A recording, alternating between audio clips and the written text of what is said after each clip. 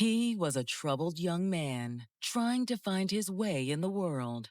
He started selling drugs when he was younger. He was incarcerated at the age of 16. It was a rough life. All it took was the right woman to help him turn it all around. He was head over heels for her. From the day they met, they were inseparable. She offered him things that he never, ever had. But the honeymoon wasn't meant to last. He was stabbed in the chest. There was blood everywhere. Had a ghost from his past come back to haunt him? They had sent him to the hardest prison in Florida. Or was his killer out to settle a more personal score? There was a previous relationship that ended badly. Get up! Who are you talking to? We all have to pay for our sins.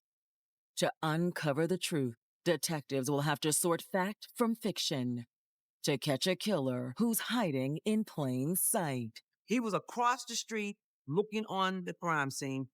Too many people don't pay attention to the warning signs. To this day, I would never understand why. June 26, 2013. It's a quiet Wednesday night in Plantation, Florida, a middle-class suburb of Metro Miami, situated just a few miles from the scenic coast. Miami's tight and congested, and Plantation is more open.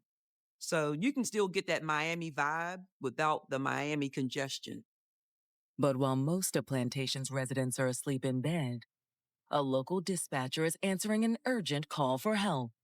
911, where is your emergency? The caller's name is Tyra Holmes. She just got home and found her husband, Michael, drenched in blood. Help me! The disturbing thing about the 911 call is that you can hear him in the background begging for help. Please guys hurry up. He has blood. Minutes later, first responders are on the scene. He's in the kitchen, hurry! Yes, ma'am. Yes, ma'am. They go inside and find Michael Holmes bleeding out, laying on the kitchen floor. Stay with me, sir. Stay with me. Hey, he's in here. He's bleeding. Sir, what happened? As the paramedics examine Michael, the source of all the blood instantly becomes clear. He's been stabbed in the chest. The wound is right over his heart. But Michael is alive. It's going to be okay, man. He's still awake. You ready? Yeah. But he couldn't speak. Keep breathing. It's going to be all right. 35-year-old Michael Holmes was born and raised in Hollywood, Florida. He was handsome or something. He was huge on family. Whoever he was around, it was his family. But for much of his life, Michael's real family was out of reach. Michael's mom had him when she was really young. And at that time, she was just struggling to get by. It became a time when she went away for some things she did, and her mom took custody of the other kids. My grandma couldn't keep Michael, and he went in foster care from group home to group home. Without a stable home life, he soon found himself on the wrong side of the law.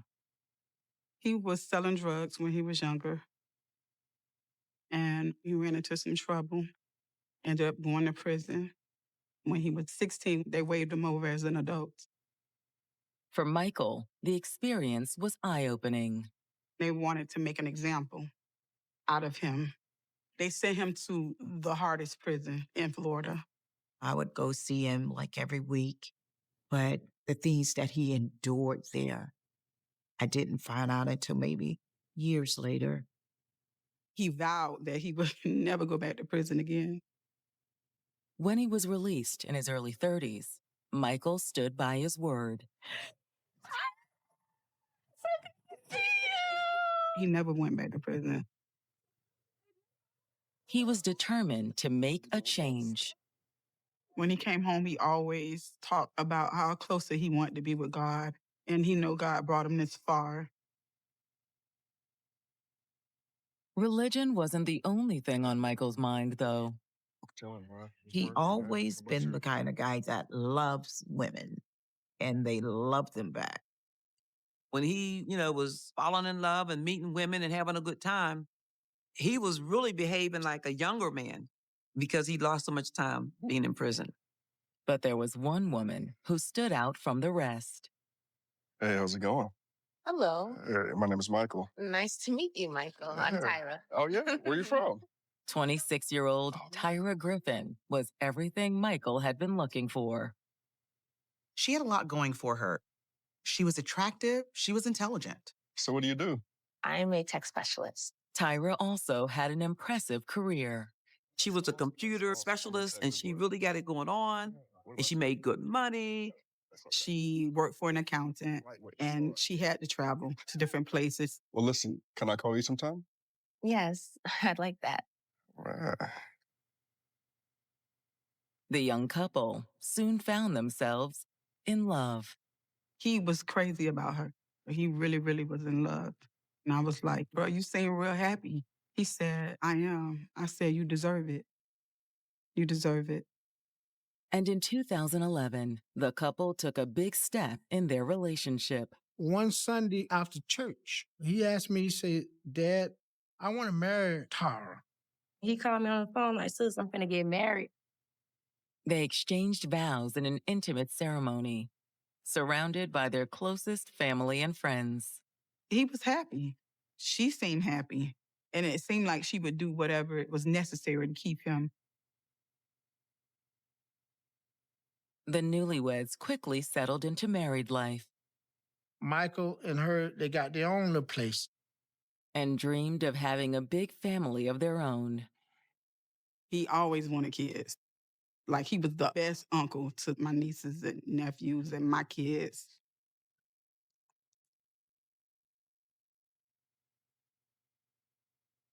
She couldn't get pregnant immediately. She really wanted to have a baby. They underwent IVF treatments, and then one day it happened. Tyra was pregnant with twins. Michael couldn't have been happier to be a dad. When it came down to his children, that was his breath. That's just like air that he had to intake. And without that oxygen, he couldn't breathe. He loved both those twins. But now, just a month after the twins' first birthday, Michael has been found bleeding out on the floor of his home. He was stabbed in the chest, but he's still awake at this point.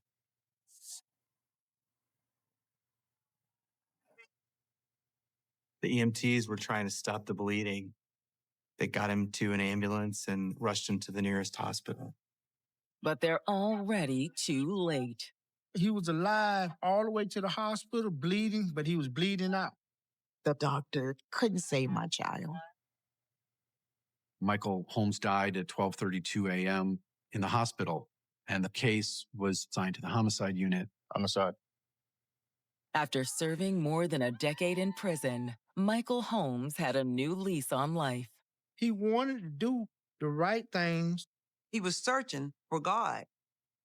He married a beautiful woman and had twins, a boy and a girl. But now, police in Plantation, Florida are on the hunt for his killer. Police learned when they got to the hospital that Michael had died. 30-something. You start me major crimes, please. And that's when they called the homicide detective to the scene. As detectives enter the couple's home, they're struck by the sheer amount of blood. There's a bloody, almost like handprint swipe on the interior of the front door. There was blood everywhere, in the bathroom, on the steps, in the kitchen, on the walls, up the steps. Judging by the blood patterns, investigators believe that the attack started upstairs. At the top of the stairs, there's a blood spatter on the wall, so that appears to be where he was stabbed.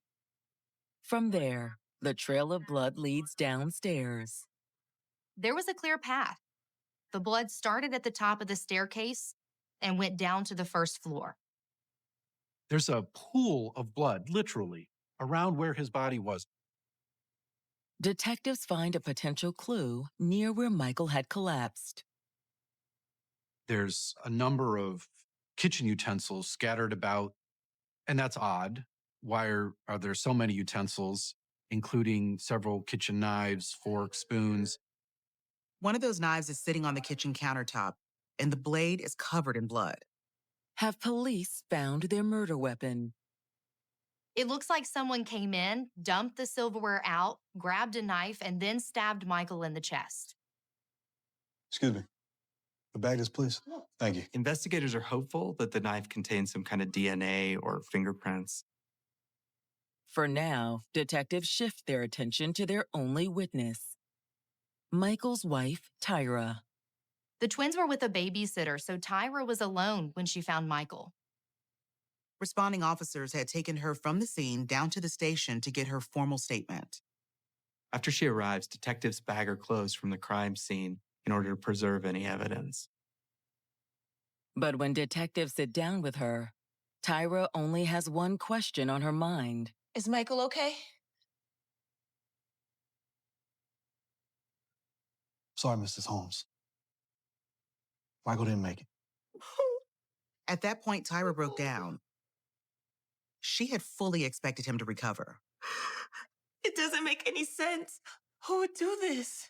We were hoping you could tell us that. She said her husband had gotten in trouble in the past. My baby, all his life, had been incarcerated. Bad things happening to him. Fighting for his life from day one. Had an enemy from Michael's past returned to exact revenge? Detectives pressed Tyra for information, but she said Michael was past all that when she met him. She told detectives about how he wanted to change his life when they met. She doesn't know anyone from his old days that would be out to get him. But she does say there is one person who had a grudge against her husband. His name is Isaiah. We were together for 5 years. Before Michael, she had been dating another man, Mr. Clark. He was an up-and-coming musician from Miami. Before settling down with Michael, Isaiah was the most serious boyfriend Tyra had ever had. They were high school or neighborhood friends. Like Michael, Isaiah had a troubled past. It was always, in and out of jail. And in the end, Tyra says the relationship ended badly. You need to get a real job. Seriously, I'm sick of it. You're not bringing in the money. First of all, there was a fight. Tyra wanted Isaiah to give up the music and get a real job. Isaiah didn't like the sound of that. He was furious. Why are you so worried about money? Is that all you care about? Yes, you need to make real money. Tyra! Hey! Open the door! The police got called to our apartment. She claimed to the police she was in fear for her life. Tyra tells detectives that she ended the relationship that night. She saw a side of Isaiah that she didn't like. This was around the time that she met Michael. But while Tyra had moved on quickly, Isaiah didn't want to let her go. He texted her all the time, called her, and eventually started showing up at her home and following her to work. It was getting more intense. I was scared. For me and for Michael. Over time, the harassment only got worse. I didn't know how to make it stop. So it kind of put a wedge between Michael and Tyra. And as first responders arrived earlier that night, Tyra says she noticed a familiar face. She saw Isaiah on the night Michael died. He was across the street looking on the crime scene. He wanted Michael out of the picture. He would do anything to try to get her back. Detectives investigating the murder of Michael Holmes have just learned that his wife, Tyra, was being stalked by an ex-boyfriend named Isaiah Clark. His name is Isaiah. His name kept coming up. He was always there. Ma'am, can you tell me what happened?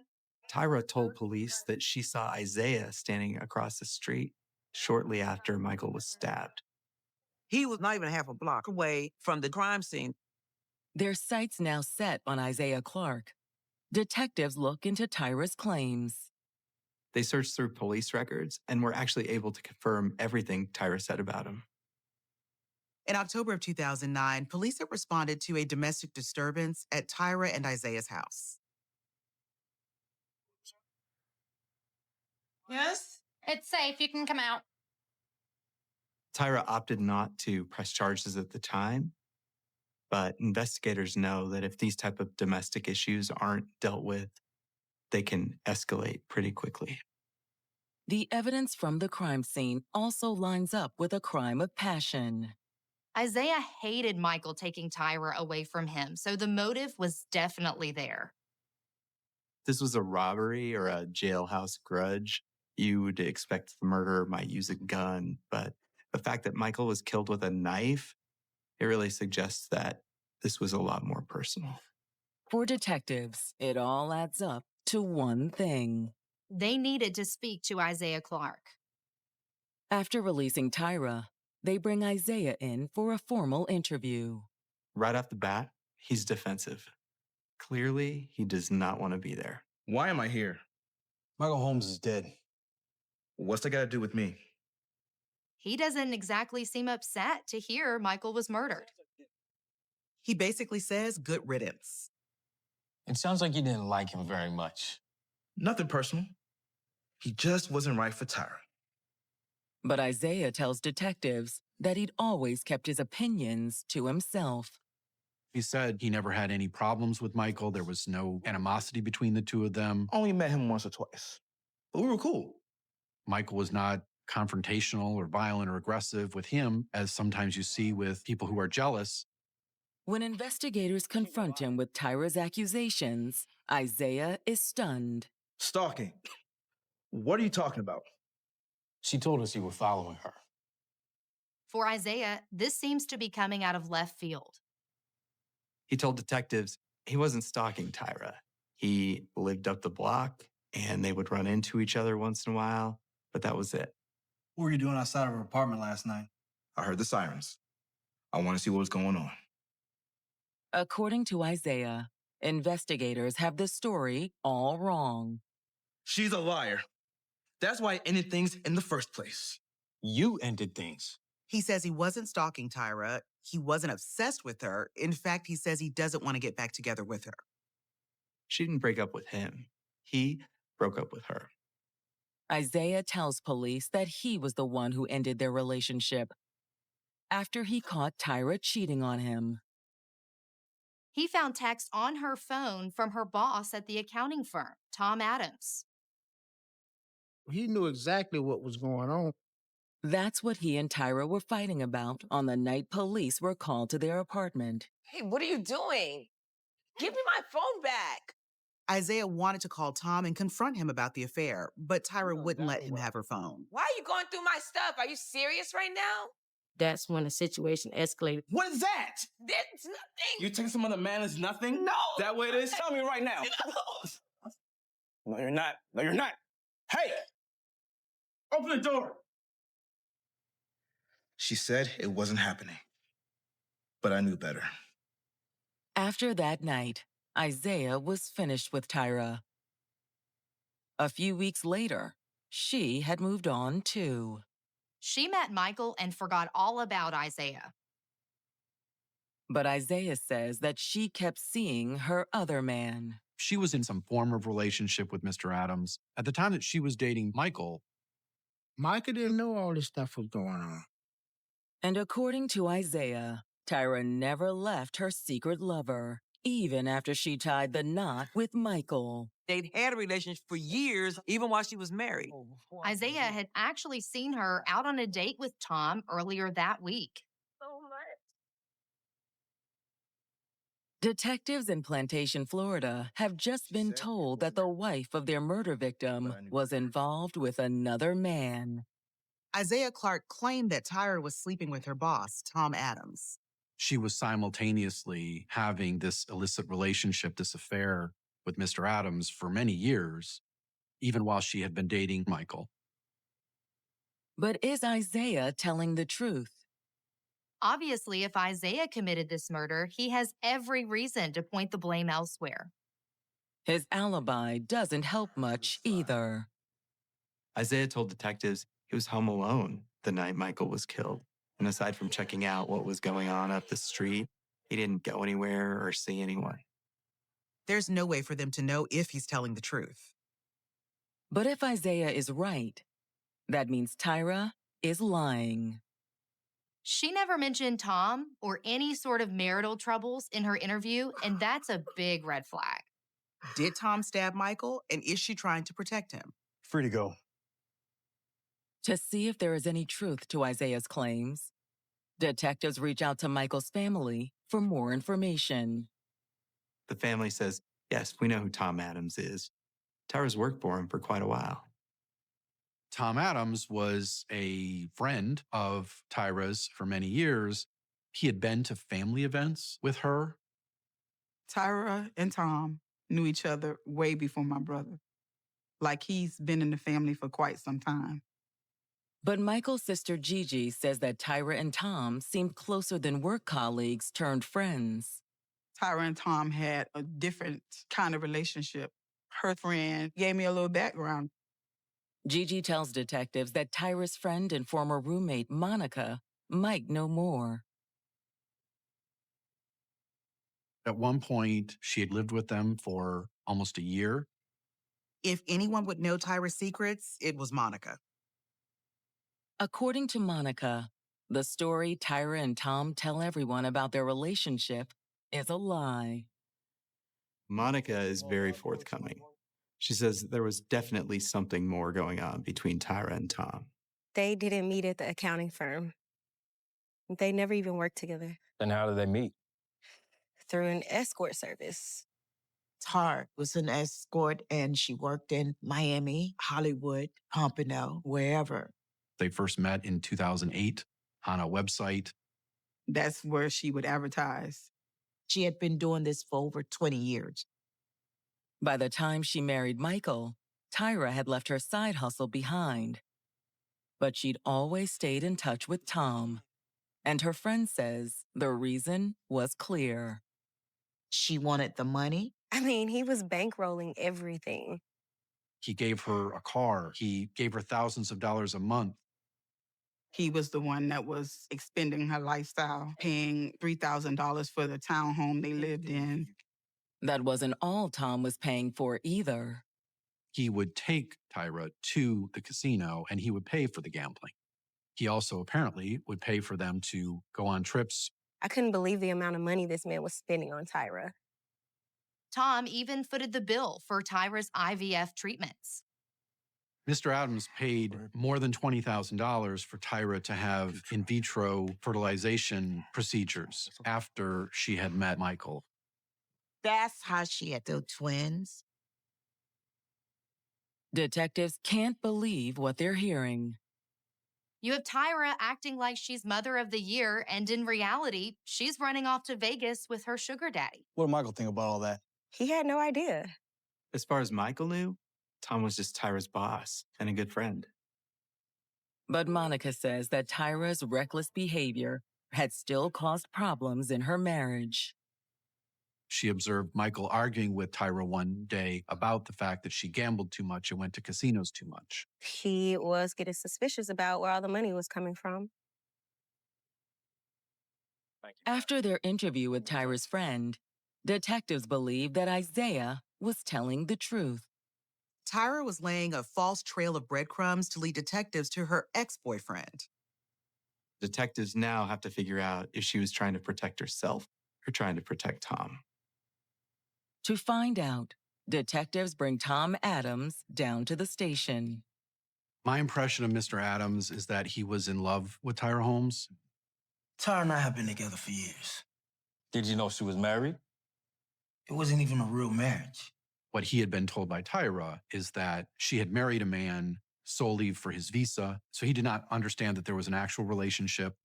Tyra told him that, oh, I only married him. He paid me to marry him for a green card. Michael was born and raised in Hollywood. Tom insists that his relationship with Tyra wasn't just a financial transaction.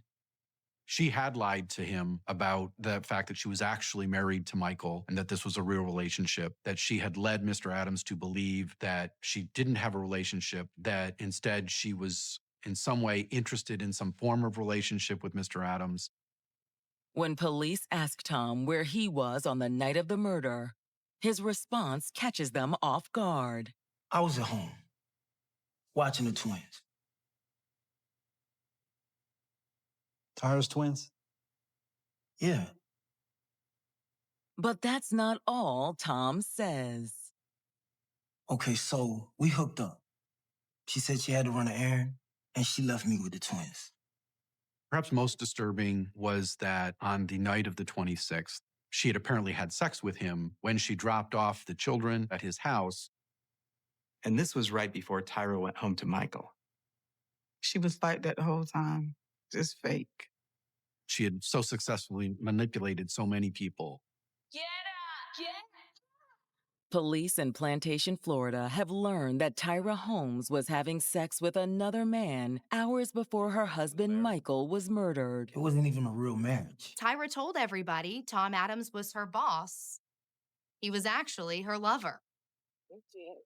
It appears Tyra had been successfully living a double life throughout the entire time that she had known Michael. It's manipulative. I think she lied to a lot of people, and I think she was successful at it for a very long period of time. She had a lot of different lives outside of being married to my brother. But does that mean she killed Michael? By now, detectives know that Tyra was lying to them, so they want to bring her in for another conversation. When they interview Tyra again, she seems oddly unemotional. As detectives lay out their evidence, Tyra's attitude starts to change. We know you were cheating on Michael. You're right. I should have told you before. She seems kind of defeated. It was me. You killed your husband. Yes, but I never meant to. Tyra tells detectives that Michael's death was a horrible accident. Michael was asleep when she got home from Tom's house, and she noticed he had received a text message on his phone. It was a text he received from a female coworker. Tyra saw it and it set her off, even though she was having an affair of her own. Get up! Who are you talking to? She tells them they had had an argument upstairs in their bedroom. He had in some way gotten physical with her. Give me the. Who is this? Give me my phone. No! He shoved me up against the wall.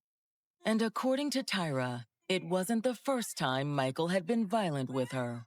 She claimed that Michael had been physically abusive to her every single day of their relationship. But this time, she said it was way worse. He was out of control. I'm not giving it back! Tyra says she knew she needed to defend herself. She went downstairs, retrieved a knife. She said he was acting crazy and she didn't know what to do. So he's still yelling at her from upstairs, demanding that she come and finish their conversation. She went back up there to try to reason with him, but he charged at her. In defending herself, he walked into the knife and got stabbed. Stop! Oh my God, are you okay? She helped him down the stairs to the kitchen to call for help. I'm so sorry. I held him and we told each other I love you. We didn't think he was going to die. Tyra says she lied to police because she was scared of what would happen to her kids. She didn't want to get arrested and leave the kids without anyone to take care of them. But is she telling the truth? Sit tight. Detectives are suspicious, but they have to take every claim seriously. However, there's no evidence of Michael being abusive towards Tyra.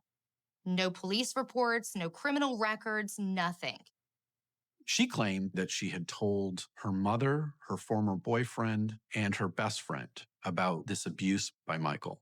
All of those people were interviewed. All of them denied to the police that they had ever heard or been told that he had abused her in any way.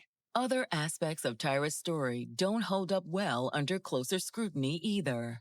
When they interviewed Tyra Holmes the first time, she describes an incident where she runs downstairs, allegedly in fear for her safety, but doesn't take the car keys, which are found on the kitchen counter, and walk out the back door, which is 5 feet away, and get in one of the cars and drive away.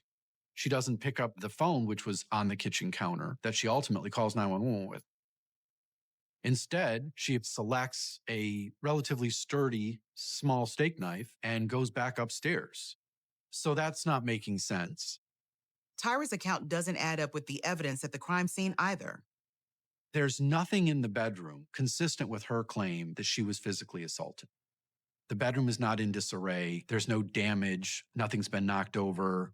So if the fight happened like she said, she'd have had defensive wounds on her hands and wrists, but there was none of that.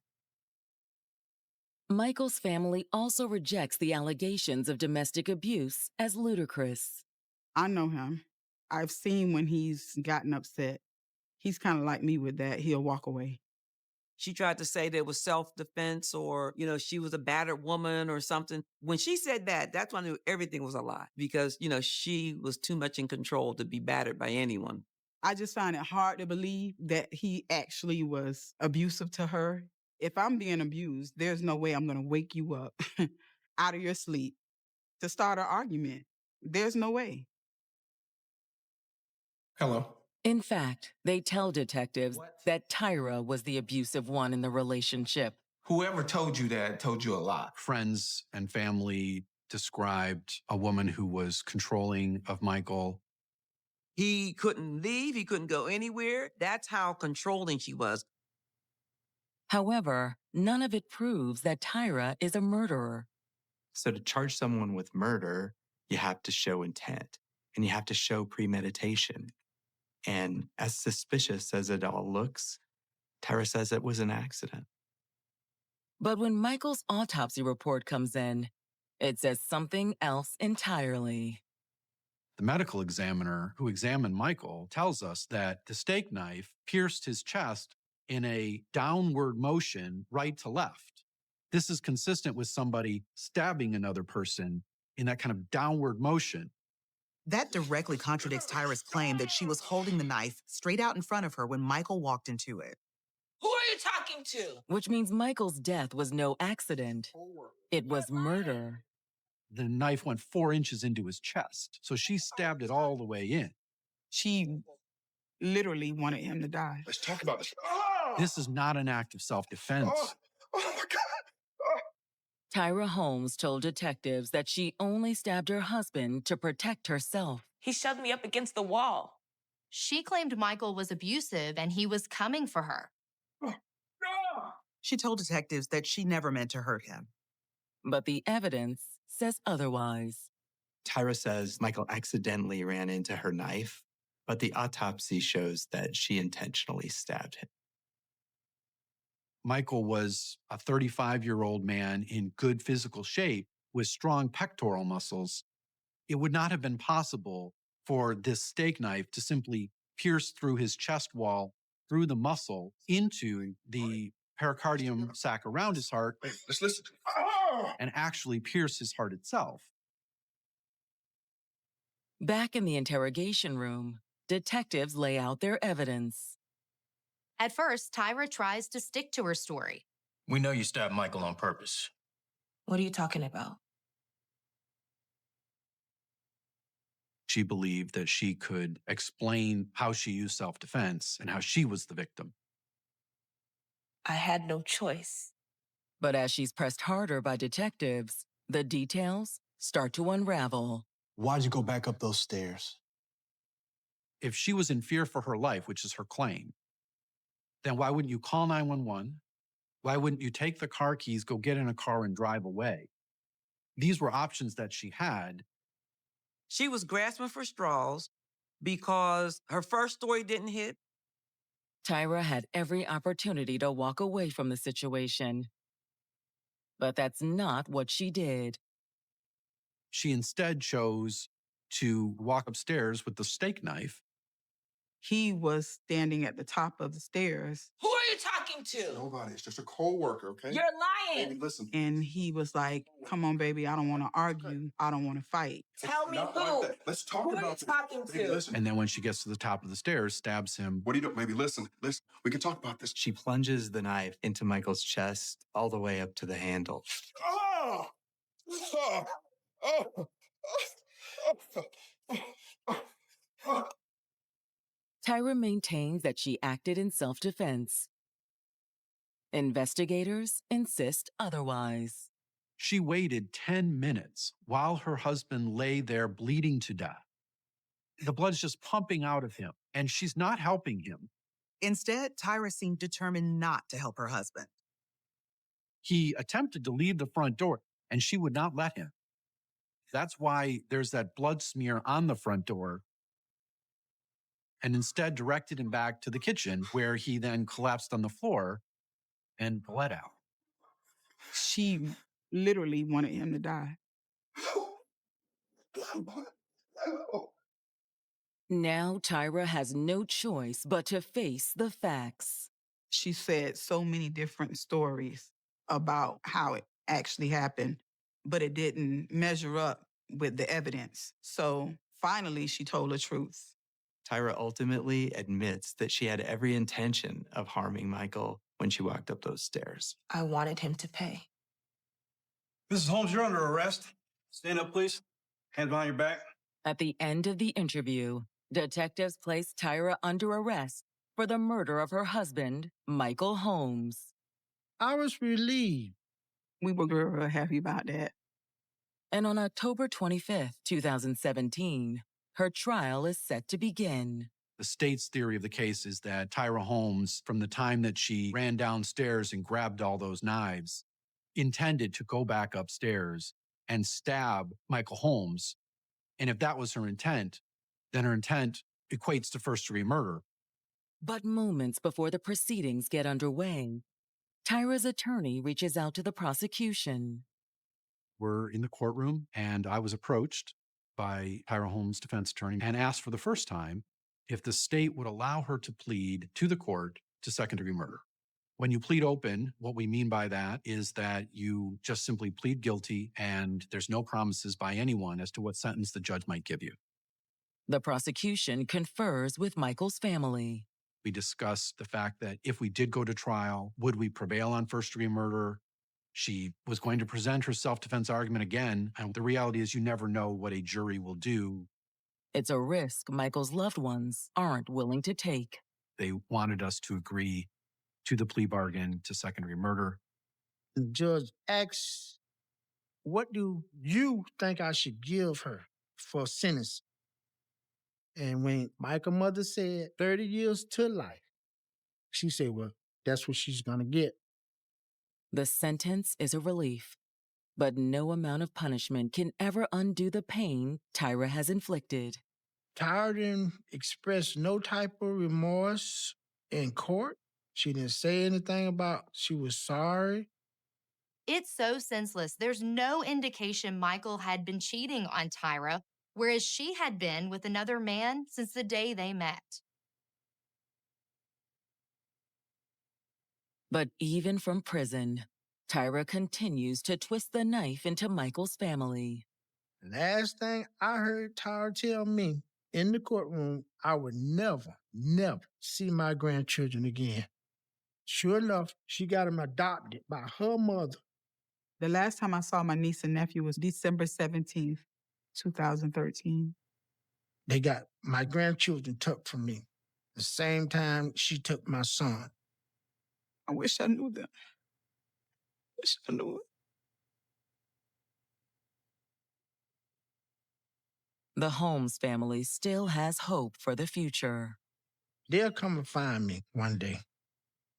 God's gonna make a way one day. But the wounds Tyra has left in her wake will never fully heal. Why not just walk away? I can understand it. I would never understand it. I lost my brother. My mom lost her son. My niece and nephew lost their father. She took my friend. She took my protector. And she took one of my first. After devastating heartbreak, she had found a second chance at love. He was like a ray of sunshine. Even though she was hesitant, she really did trust him. But on Halloween night, her future ended in violence. She was shot with a shotgun. What's even more horrific, this murder happened right in front of her two girls. Girls, go straight home. Run! Was it the work of a deranged killer? He had on like a white mask. It was a full Halloween costume. This is every horror movie come to reality. There's a real boogeyman out there. Or had new love turned sour? Man, get off of me! He would say, I'm not gonna allow you to be happy. Hell hath no fury like a woman scorned. No, no, no! Oh, God! October 31st, 2015. It's Halloween in Brandon, Florida, a booming suburb just 20 minutes east of Tampa. It's almost a country town with a city feel. It has grown tremendously. Just far enough away where you get that small town feel, then also really great schools. If you're raising children, it's an area you'd want to choose because there's so much to offer. And when Halloween rolls around, the sense of community really shines. We have trunk or treat, and it's a controlled setting where you can watch your kids trick or treat in a giant circle going car to car. It's always a fun event. It's always a safe event. But even in the safest community, danger lurks in the shadows. Just before midnight, the local 911 center is flooded with calls from an apartment complex off Providence Road. Residents winding down from a night of trick-or-treating heard multiple gunshots just outside their doors, and they barricaded themselves inside for their own safety. It doesn't get scarier than that, especially on Halloween night. When officers arrive, they're met by a grisly scene. They find a young woman sprawled on the ground, covered in blood. There's at least one gunshot wound. The victim is unconscious and barely clinging to life. Paramedics got there, and they worked quickly to render aid. An officer located a purse near the woman, which they searched and found a wallet and a driver's license. The ID says that she's 35-year-old Tiffany James. Tiffany James had never been a stranger to hard work. After graduating high school in the late 90s, the Tampa native dedicated her life to her career. She ended up working in college admissions and recruiting. She was a strong woman trying to succeed in life. And when she met Daryl Williams, Tiffany believed she'd found the man who would take care of her forever. He had the car. He had the looks. He had the personality. He had the lines. The lines that Tiffany fell for. Hook, line, and sinker. Daryl, this is amazing. I'm glad you like it, baby. This is exactly what I needed after today. Daryl was older. He had a good job working at a local factory. He was stable. He was comfortable. He had a little bit of money, and that's money he enjoyed spending on her. So for most women, this is very appealing that now you become the center of this person's world.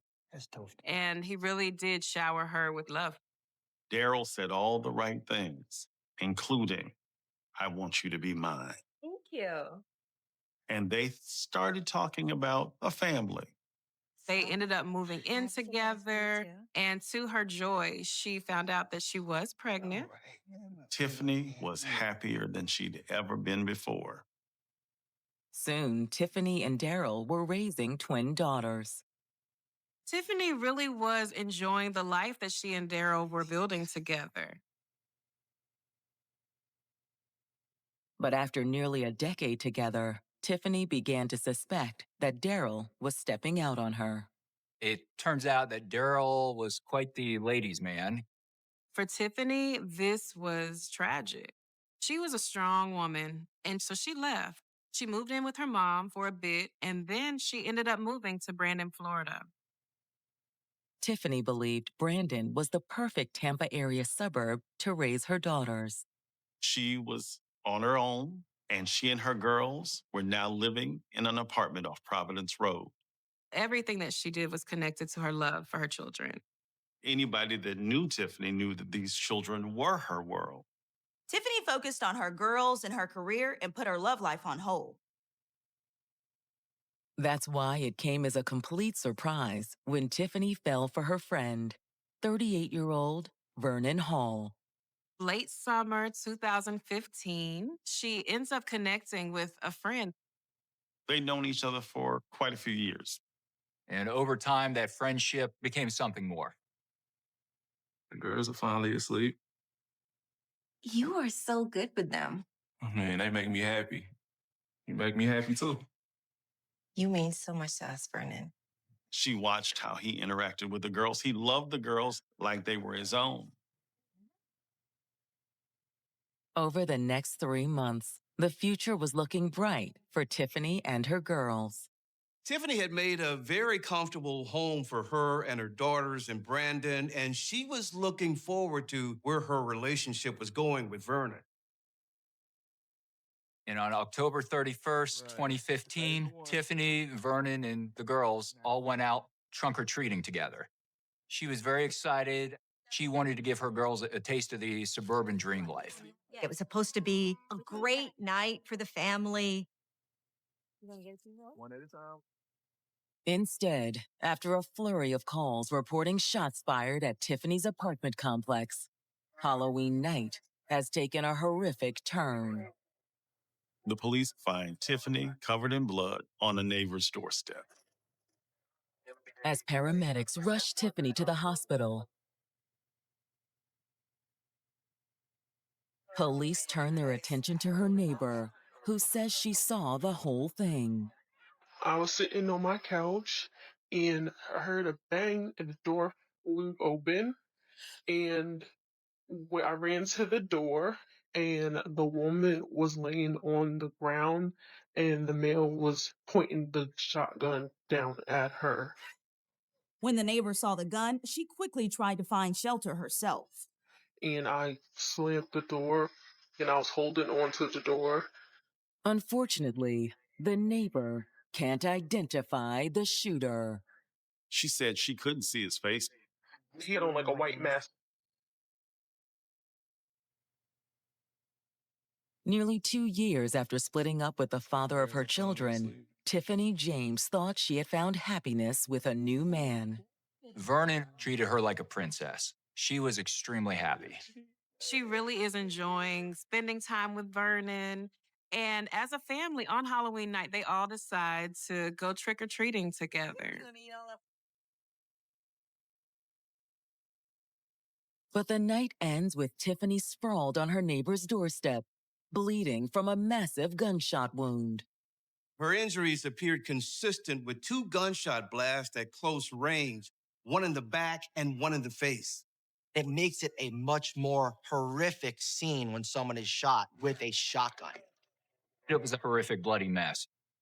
Paramedics have already rushed Tiffany to the hospital, but there's nothing doctors can do.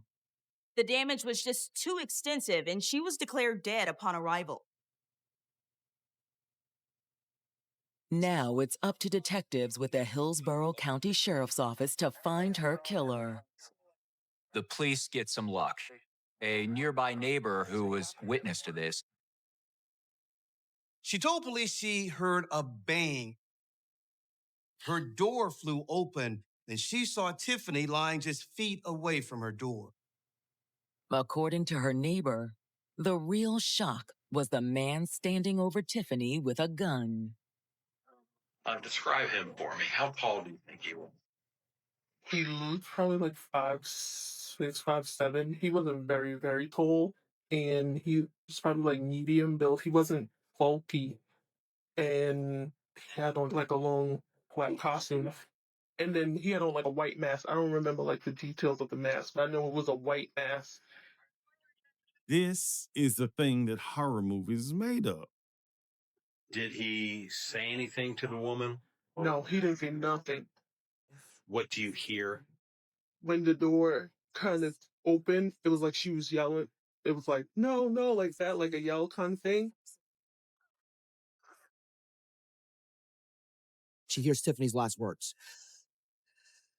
She hears the gunshots ringing out. And a few moments later, I heard a knock, and then it was like a little nudge on the door. I opened it, and I saw it was a kid. That knocking was coming from Tiffany's daughter, who had just witnessed her mother being shot. I pulled her inside, and then I closed the door again. And like a few minutes later, the second child came in. These girls were witness to this masked man walk up, point a gun, and repeatedly shoot their own mother dead. Tiffany's daughters are far too traumatized to provide any statements to authorities. So in the meantime, the Children's Advocacy Center takes the girls into their care. When something traumatic occurs, it can be very difficult to remember exactly what happened. For children, it's difficult to even know what is death. What am I even experiencing in this moment? So there's so much going on that their young minds are trying to process and understand in this moment. Unfortunately, the neighbor who witnessed the shooting has no idea who Tiffany's killer could be. Tiffany was a quiet neighbor and never really caused any trouble. So nobody was paying attention to who was calling in and out of her house. But she did say that there was a boyfriend that came around. The neighbor didn't know the boyfriend's name. She really didn't know Tiffany all that well. She just knew that Tiffany lived there with her girls, and what she assumed was a boyfriend would come over from time to time. Canvassing the surrounding apartments, however, does produce a possible lead. There was one neighbor that said that they saw something. They saw a silver car fleeing. There were no lights on, and that's what made it noticeable. That individual may be a suspect or maybe they're a witness, but it's worth checking out to see if that can lead to the person who actually committed this crime. And as detectives process the crime scene, they make a crucial discovery. At the scene, police find a spent 20-gauge shotgun shell. They find her purse. They find an iPhone that's covered in blood. They also find an older flip phone. Did Tiffany have a second phone, or did someone else leave it behind? The bad guy may have dropped his phone in his haste to get away. When detectives traced the phone's number, they discovered the phone belonged to a man named Vernon Hall. Police needed to find this man and figure out if he killed Tiffany and why. Detectives investigating the murder of 35-year-old Tiffany James have just connected a cell phone found at the crime scene to a man named Vernon Hall. As they dig into Vernon's background, they discover that he's been dating Tiffany for the past several months. When Tiffany's body was found, they found 2 cell phones. One of those cell phones belonged to Vernon. So law enforcement is thinking, did Vernon inadvertently drop that phone after he killed Tiffany James? Was Vernon the man in the mask? We know that Tiffany James was dating Vernon. So automatically, Vernon's going to be a potential suspect in this investigation. When detectives search the contents of the flip phone, they find nothing to reveal Vernon's whereabouts that night. There was no record of calls to Tiffany that night, no angry text messages, really no indication of recent contact. But a preliminary search of Tiffany's phone uncovers a series of recent flirty texts from a contact identified as Daryl. When they look through these messages between Tiffany and Daryl, he's even being romantic and seeing how he can connect with Tiffany. Which leaves the detectives with 2 questions. Who is Daryl? And did Vernon know about the relationship? Seeing that these messages between Tiffany and Daryl are flirtatious in nature, it might cause one to think, is something going on here? Does he have feelings for her, or are they involved? Was this potentially some love triangle gone wrong? Just hours after Tiffany's murder, detectives locate Vernon Hall at his home and bring him into the station for questioning. Vernon is extremely upset. He's distraught over the death of Tiffany James. When's the last time you saw her? Was it nighttime? Yeah, I'll do it then. Okay. That's not a problem. He shares that actually Tiffany, the kids, himself, they spent the night trunk or treating, had a great time. And the plan was for Tiffany to take the children back home to take baths, get ready for the night. And they actually planned to come back over to Vernon's house. The plan was for her to go home and then come back? Yeah, take a quick shower. The girl want to come back. He's going to get her home. She be right back. And then, obviously, I fell asleep. I didn't hear from her. So I started calling. Try to see what was wrong. Vernon goes on to tell the detectives that he had no idea what was going on until they called him and began to ask him about Tiffany. That raises questions for law enforcement. If you're with Vernon all day long, you're trunk or treating, you're hanging out with him, you got to shower in your house. Why are you sending her back to her house to shower so that she can come back to your house? Something doesn't make sense. Based on the evidence at the scene, detectives are skeptical of his story.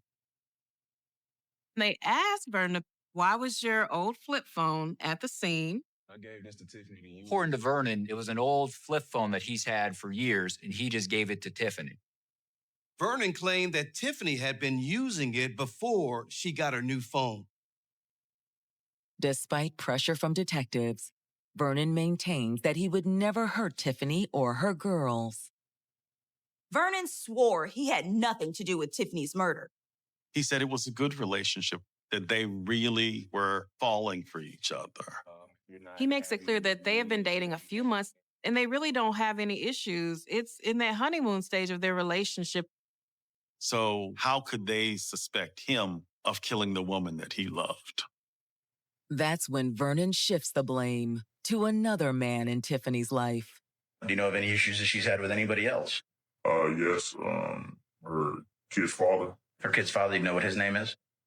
Daryl Williams. Interestingly enough, Vernon brings up that he is quite aware of Daryl and their relationship. He says that he knew that Daryl Williams and Tiffany James were having issues. He knew that Daryl had been texting Tiffany.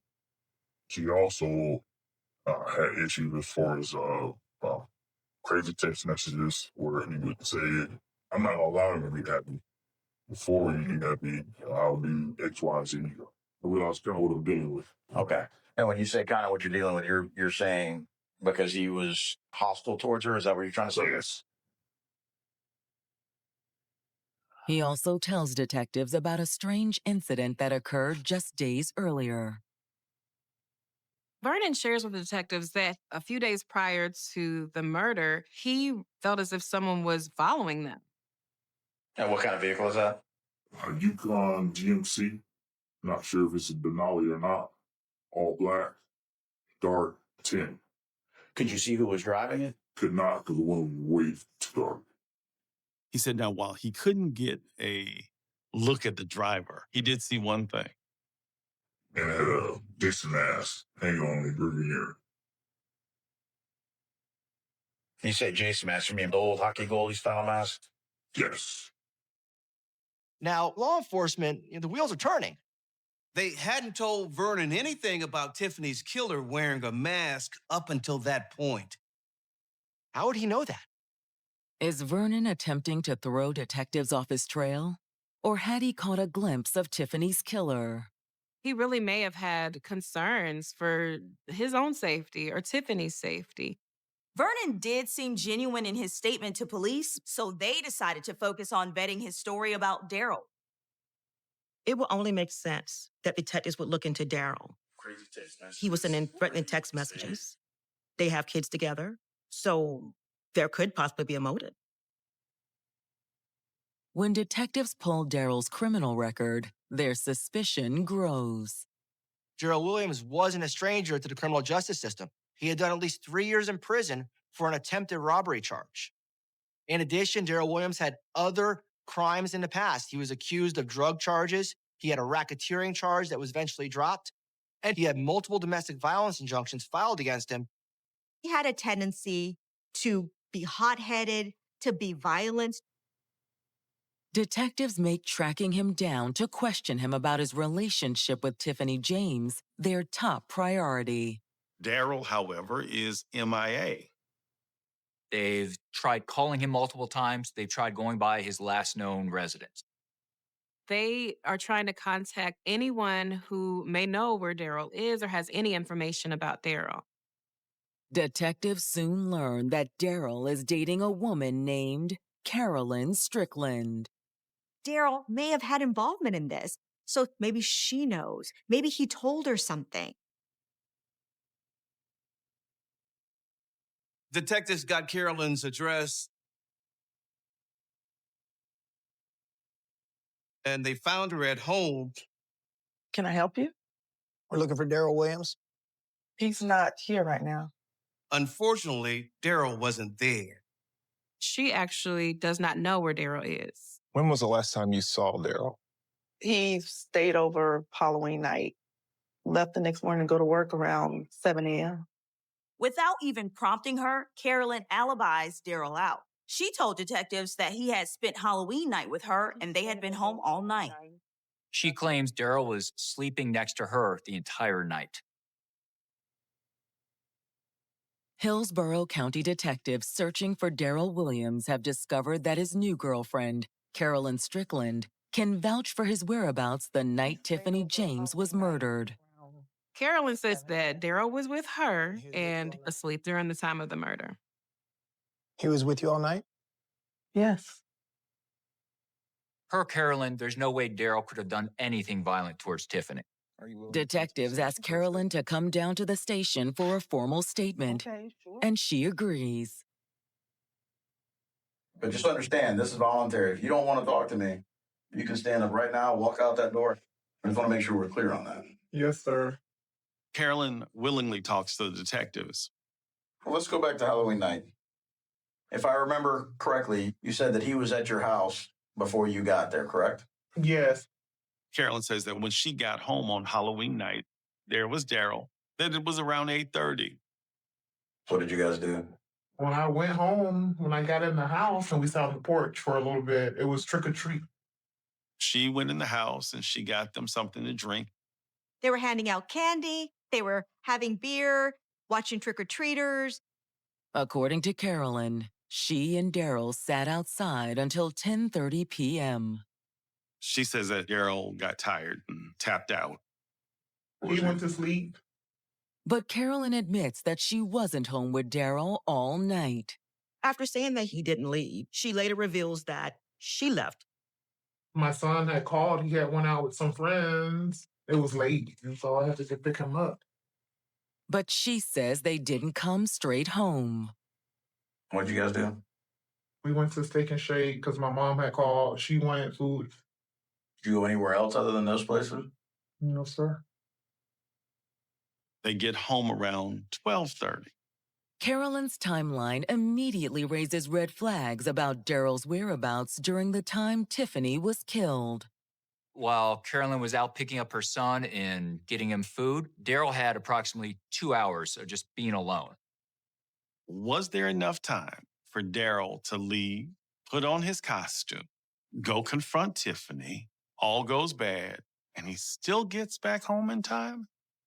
Despite detectives' efforts to get Carolyn to incriminate Daryl, she doesn't budge. Carolyn swore that Daryl never left her house on Halloween. Carolyn claims Daryl was in the same position he was when she left, sound asleep in her bed. Of course, she could be lying to protect her man.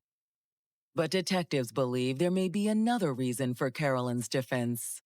This time frame also could open up the door for Carolyn. When she left that night to run an errand, was it to commit murder? Carolyn may have gone through Daryl's phone. She, too, could have seen all the text messages between Daryl and Tiffany. Was that enough for Carolyn to actually want to get Tiffany out of the picture? Hell hath no fury like a woman scorned. Was it really Carolyn hiding behind the mask and robe? Nobody knows for sure if it was a man or a woman who pulled that trigger. Okay, free to go for now. Even though detectives were suspicious, they had nothing on Carolyn. They had to let her go. Shortly after talking to Carolyn, detectives finally make contact with Daryl Williams. When they find him, this is what he says. You won't talk to me? Talk to my lawyer instead. They can't track this guy down. And then finally, when they do, he's got a lawyer, a high-powered attorney in Tampa. Legally, it's his right and it shouldn't be held against him. But in the real world, when someone invokes their right to remain silent, law enforcement starts asking themselves why. Why is he not willing to cooperate regarding the death of the mother of his children? So now we know he's got something to hide. And as detectives begin zeroing in on Daryl and Carolyn, they uncover a damning piece of evidence. Detectives decided to look into the cars registered to Carolyn and Daryl, and when they pulled Carolyn's records, sure enough, they caught a big break. Detectives find out that Carolyn's car matches the description of the silver car fleeing the scene. Detectives investigating the murder of Tiffany James have just discovered evidence that could connect her ex's new girlfriend, Carolyn Strickland, to the scene of the crime. According to one witness, there was a silver car with the lights turned out, leaving the scene. Detectives find out that Carolyn's car matches the description of the silver car. Based on this new information, detectives subpoena Carolyn's phone records. One of the biggest tools that law enforcement uses is the ability to triangulate a person's position based upon their phone records. Every time you make a call, every time you use data on your phone, it's attributed to certain cell phone towers. Cell phones are probably detectives' best friends. And the records from Carolyn's phone provide them with the break they need. Carolyn's phone pinged to the location of Tiffany's apartment during the time of the murder. But did that mean that Daryl's text messages to Tiffany drove Carolyn to commit murder? If Carolyn thought Daryl was trying to get back with Tiffany, maybe she decided to eliminate the threat. Or was it possible she'd driven Daryl to the crime scene? Daryl's entire alibi depended upon Carolyn's claim that he was asleep in bed while she was out that night. Hoping to learn more details about Daryl's relationship with Tiffany, detectives reach out to Tiffany's sister for an interview.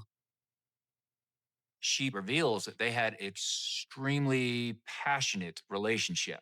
Yeah, a lot of ups, a lot of downs, almost oil and water. It's very tumultuous. They argue a lot. They fight.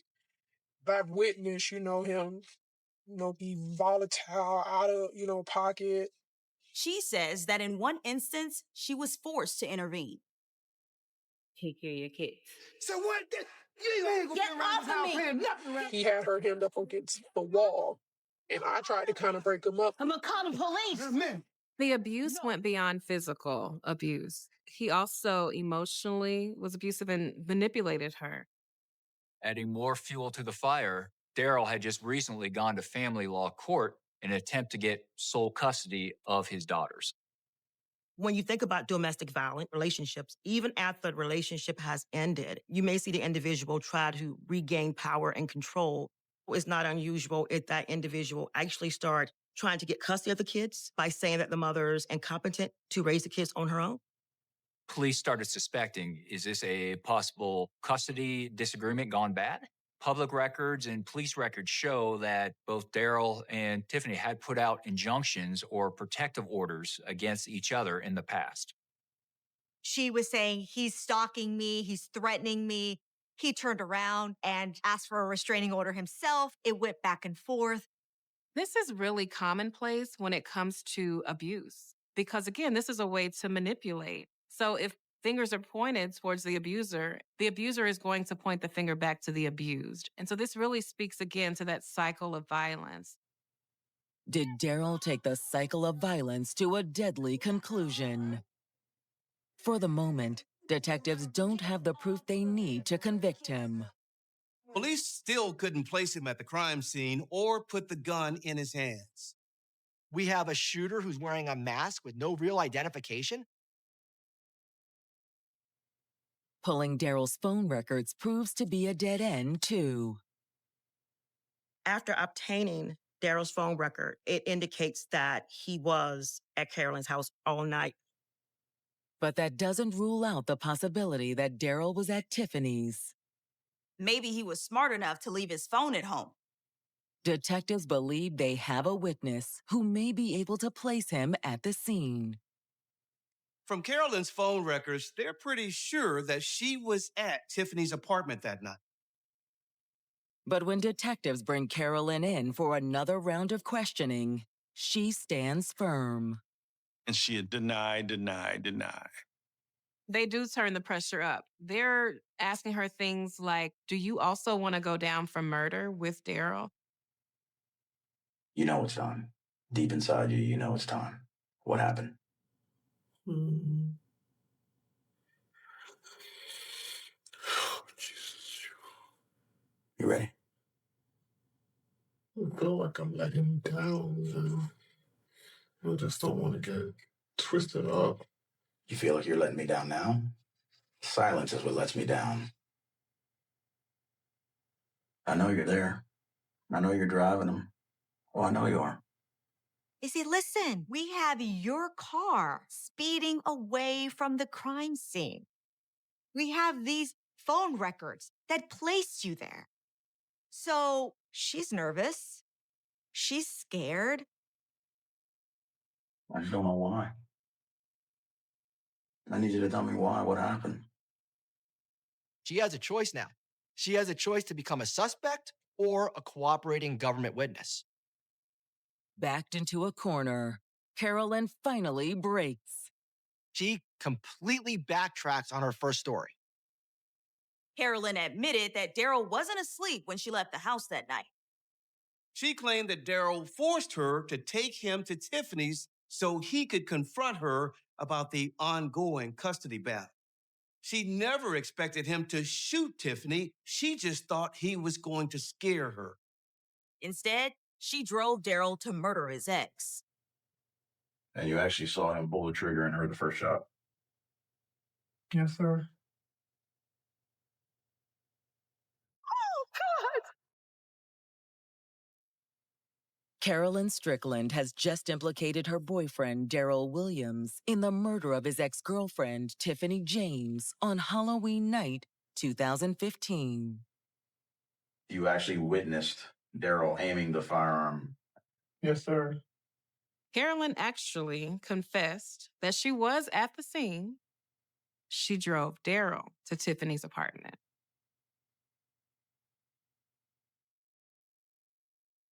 Carolyn says she thought Daryl was going to confront Tiffany about the custody battle, and he wanted Carolyn to drive so Tiffany wouldn't recognize the car.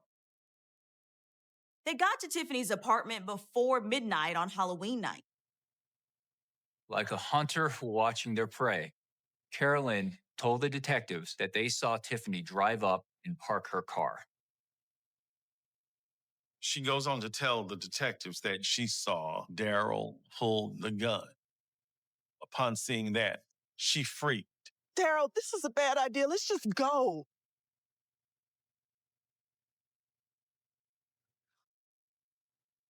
She said Daryl walked right up to Tiffany and pointed the gun at her.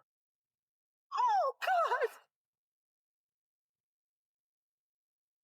Carolyn says she put the car in drive and sped away, leaving Daryl behind at the scene. She drove around for she doesn't know how long in a state of panic. She said when she got home, as she drove up, Daryl was walking up to her house. But detectives don't entirely buy Carolyn's story. Is there any reason why you didn't just tell us that day? I was afraid for my life because I know what could have happened to me and what still can happen to me. It is possible that she did not know what was going to occur, or maybe she was in on it. Maybe she wanted her gone just as much as Daryl did. In the end, detectives and prosecutors offer Carolyn a deal in exchange for her testimony against Daryl. So the state attorney's office and detectives got together and they determined that they were going to give immunity in exchange for her cooperation. She takes the deal, giving detectives everything they need to arrest Daryl Williams.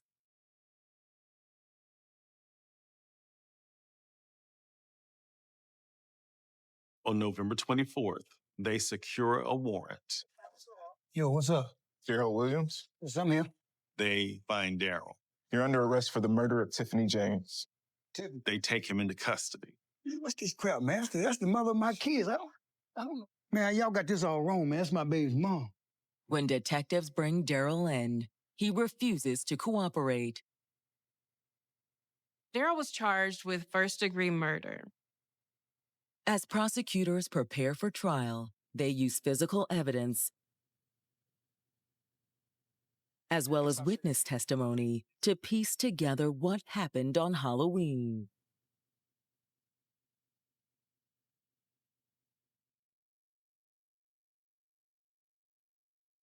Halloween night, Tiffany goes up to her apartment complex with her 2 children. And she was nearly to her apartment door. And then she spotted a masked assailant quickly approaching and carrying a shotgun. Girls, go straight home. Run! Her mother instinct kicked in, and she runs to keep Daryl away from the girls. She ran to the neighbor's door to find help, but Daryl had already caught up to her. He shot her in the back, and the force of the shotgun propelled her forward into the door, causing it to fly open.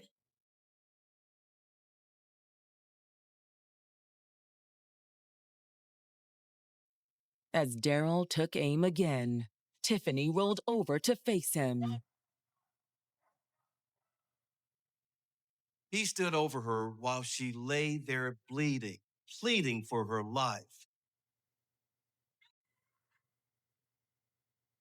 And he shot her again. In February of 2021, with his trial fast approaching, Daryl's attorney unexpectedly approaches the prosecution seeking a plea deal. Something with a first-degree murder that's called a PBL, punishable by life. By reducing it as second-degree murder, there's a whole lot of reasons why the state can determine that it's in the best interest of justice to offer a plea deal. And at the end of the day, rather than going to trial, Daryl Williams entered a guilty plea, admitting to killing Tiffany James and accepting his 20-year sentence. The 2 girls were not going to have to relive this and have to testify in any way, have to face their own father. I mean, the horror and terror of that, and then having to relive it years later for these girls. And so I think, in a sense, it was justice without having to make the girls go through that trauma again. It's a tragic situation where, from all intents and purposes, a good mother was taken from this world by a bad man. And it is an unfortunate set of circumstances that was a result of a pattern of abuse. When he didn't get what he wanted, he took her life. Every time you hear a horror story about a serial killer that sneaks up behind the bushes and murders people, the truth is the majority of murders are usually done by people you know. And unfortunately, this was just pure anger. Pure anger that boiled over into senseless tragedy. One thing that is so important is for this not just to be a story of domestic violence, but at the center is a beautiful young lady, young mother who loved her children, loved her life, and that was tragically taken. And so it's critical to honor